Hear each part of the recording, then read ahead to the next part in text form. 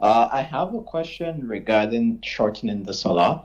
So I am a geologist, and due to my work, I travel 2 weeks to a camp that is maybe 400 kilometers from where I live, and then I spend 2 weeks there, and then I come back home for 1 week, and then that's how my schedule is. So I was wondering, while I am at camp, do I shorten my salah or do I not shorten my salah? The camp is fixed in one place or it moves from one place to the other? It would be fixed throughout my contract. Okay, and you would have your own room that you settled in? Yes, I have a room that I share with someone, but I pray in. So far from my last week that I was working, I was praying in my room. Yeah, but I mean, it is your fixed room, room number 205, for example. This is your fixed room. So you go back home for a week or two, you come, you find your room, your clothes, your things.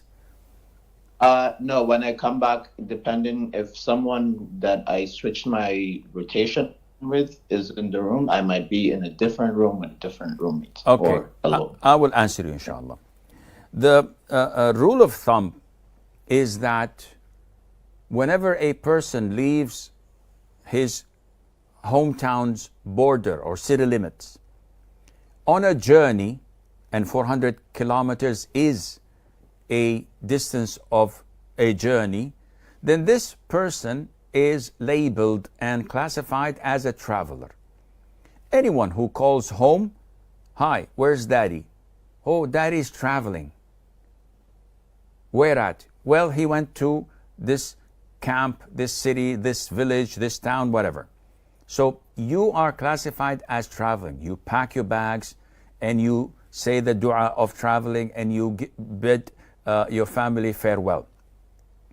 Now, the issue is if a person who is in such a situation reaches his destination, which is 400 kilometers away, and it's a camp in the middle of the desert or in the mountains.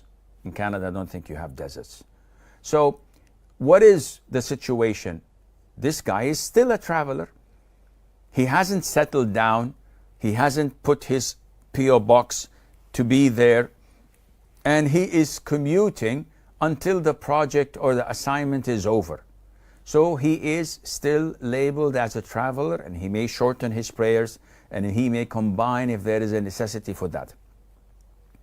When is it that shortening prayer ends for him? The most authentic opinion is that he does not shorten once he settles. What do you mean by he settles? If I work in a city and every couple of weeks I go for the weekend to my wife and kids and my family in my hometown, and then I travel for another 2 weeks or 3, and I have a house there, and I'm settled there, and I work there. Now this, I wouldn't be considered to be traveling. My hometown, I have to pray full prayers and I cannot combine. But when I go to this new location, location B, which is actually where I work, and I may stay a lot of the month, sometimes more than what I spend in my hometown.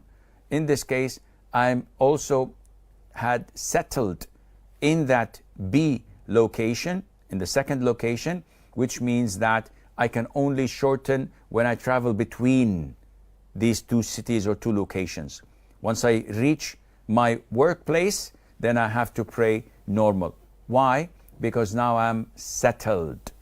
I have my house, I know the times of prayers, I go to work, I sleep, I nap, it's like my home.